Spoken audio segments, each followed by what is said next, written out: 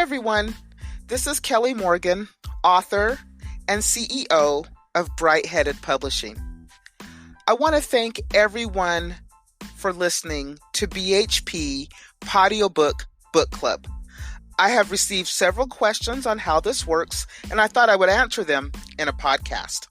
The goal of this podcast is to showcase books, all genres, from new or established authors, poets, and writers.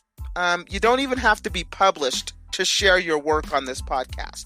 It's very similar to an audiobook, but the caveat is that we read 1 to 3 chapters every week for an hour until the book is finished. As I said, we're open to all genres. That includes poetry, children's books, and even some nonfiction.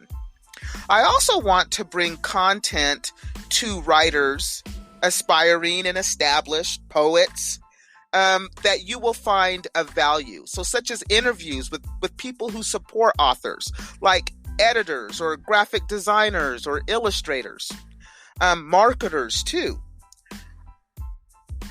Be sure to tune in this weekend for Chapter 2 of You Sound White by yours truly, Kelly Morgan. But this podcast is about why the podcast, since I've gotten so many questions. So today I wanted to share my experience with you as a writer. When I first decided to take the writing plunge, I was really excited. I spent most of my free time working on my novel, You Sound White. When I finished, I even paid money to have it professionally edited. And at that point, I thought, okay, I'm ready to be published. And I began to submit my manuscript to publishers and literary agents as well. And I was very disappointed with all the no's I got. And the no's were kind no's, but they were no's nonetheless. But I promised myself that I wouldn't give up, so I kept submitting my book. I rewrote my query letter countless times. I tried all types of things to get my book to the right publisher, but I still kept getting no's. One Sunday, I woke up to an email from a publisher who said they were interested. And I gotta tell you, I was excited. I could hardly contain myself. I had visions of becoming this best-selling author. I just knew I was on my way, and nobody could tell me anything any different. Now, keep in mind, at this point, I really didn't know anything about the publishing industry. And I thought I knew, but turns out I didn't know a damn thing, but I was really about to learn. I was in for an extremely rude awakening and a wake-up call. This publisher had told me that the book was great, fantastic, they could sell it, they loved the title, they loved everything about the book. They loved me. I was this great writer. I had this knack for dialogue. They gassed me up. They put me on cloud 9. I just was ecstatic. And you couldn't say anything to me because I just knew I had made it. This publisher was everything. Then they said that they were a hybrid publisher and that I would need to invest in myself and pay to get my book published. But they would handle all the marketing and distribute my book worldwide. I just needed to invest in myself because they were going to invest in me. And I was unknown. This was my first novel. And they duped me. So what did I do? I paid money to get my book in print. And so then I thought, okay, I've paid the money, books in print, let's go. Then they hit me with, how many copies of the books do you want? Now this I did not understand because I really thought that was all on them. But this publisher had told me, hey, Kelly, you should have a book signing, in your hometown, friends, family, co-workers, and you should buy, 50 to 100 books and have a book signing. We'll still do the promoting, but you should do some promoting on your own. Now, I wasn't really all that sure. That's not what I had expected, but they talked me into it. Again, I'm on cloud 9. They gassed me up with more praise.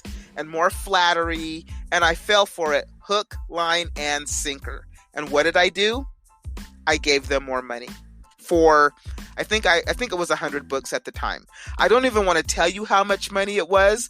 I still cringe when I think about it, so I'm not quite over it. Not ready to tell you how much money I spent. Just know that I spent money to buy 100 copies of my book. To this day, I have never seen not one book from them. Not one. Soon after I sent the money, they stopped returning my calls. And then pretty soon, they just ghosted me altogether. They just stopped answering my calls. They stopped returning my emails. They had my money. It was a done deal for them. Now, the one thing that this publisher did do for me is they did put the book on Amazon. So it was out there, and I did sell books. But guess what? It was on their publishing platform, and every royalty that was made from that book, they kept. I never saw a dime from that publisher. They never gave me anything. And I was really heartbroken, and I just could not believe that somebody would rip me off. I was shocked. I had no idea this thing was even going on in the publishing world. As I said, I was naive. So I fell into this depression. I was hurt. I was embarrassed too. I could not bring myself to tell my friends or my family what had happened to me. I just didn't say anything for a long time. I actually then decided I would reach out to some attorneys to get my book back.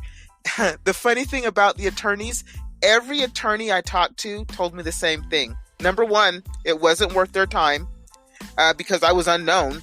It's not like this was a bestseller and there was like millions of dollars at stake. The only thing that was at stake for me is I wanted my book back. The money I had already chalked up to being gone, but I want my book back. And I couldn't even republish the book because it was still on their platform. And they're not even returning my calls to release the book. So I decided that I was going to give up at that point. I was done. I was crushed. I went into a deep depression, lots of tears. Oh, lots of tears. And then, you know, I beat myself up. I told myself how stupid I was. How could I get taken? And I do believe that you are your own worst critic. And I was my worst critic. I don't think anybody could have beat me up as much as I did about how dumb I was to fall for this scam. So, one day, one of these attorneys called me back. I was really surprised. An attorney actually called me back, and he actually took time to speak with me. I was very grateful. Now, he didn't say he could help me because I couldn't afford him, but he did tell me to go to the Better Business Bureau and file a complaint. So I did. I didn't know what it was going to do, but I thought, well, what have I got to lose? I'll go to the Better Business Bureau. And I did. I filed my complaint. Now, a few months later, my book had been released. Now, during that couple of times when I went to the Better Business Bureau, at that point, to keep myself on track, I started writing my second book. And I wrote it as a labor of love. It was a subject that's near and dear to my heart, and it kept my mind on track. It kept me motivated because I really didn't know what was going to happen to the first book. And then one day, somebody told me that it was unpublished. They had went on Amazon and saw that it was no longer listed under this publisher. It was listed under independent publisher, which means they had released it from their platform. That means now I could publish the book. And this scared me as well because now I'm thinking I'm going to self-publish. So I took a deep breath and I decided to self-publish. And self-publishing really scared me because I didn't know anything about it. And I have found that a lot of authors self-publish today, but I didn't know anything about the marketing, which is what scared me the most. The marketing and being able to distribute the book. And then, of course, all these doubts came into my mind. How would I sell the book? Was the book really any good, or was that just the publisher gassing me up? Would people like the book? Am I a good writer? I had all these doubts, but you know what? Again, I decided that I was going to put faith first, then look for results. And I had faith in myself. I had to pick myself up, dust myself off, but I decided that I would step out on this faith and start my own publishing company. And I did. Bright Headed Publishing is owned by me. I am currently the only author at Bright Headed Publishing, and that's okay because I'm brand new. But then I dove into the world of marketing, which I'm still learning to this day. There's a lot I probably don't know, and I am learning. But I'm having a really good time on the journey. After much soul searching, I decided that I would start this podcast as a audiobook. Not only to, promote my own work, but I really found myself wanting to help others. I truly want to help others with their books and their dreams of being published. Getting ripped off was a wake-up call for me, and I don't want anybody to experience the heartache and embarrassment that I went through. So if I can help somebody avoid that, then that's what I want to do. And so really, that is the driving force behind the podcast.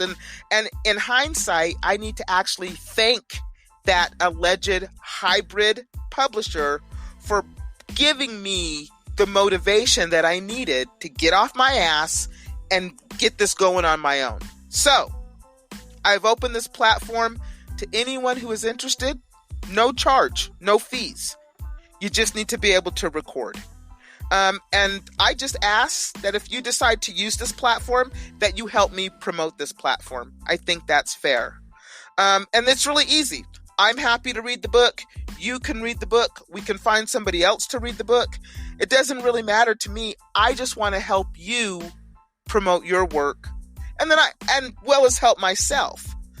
So as a writer, if you want to share your experience and be on the podcast, then email me at brightheadedpublishing@gmail.com. If you are a writer, a poet, an author, spoken word artist, you want a platform to share your work, showcase your work, have your work be heard, email me at brightheadedpublishing@gmail.com. I want everybody to know this is a legit venue, and I am truly in it to help others. So that's all the time I'm going to take up for you to now. I hope that answers all of your questions.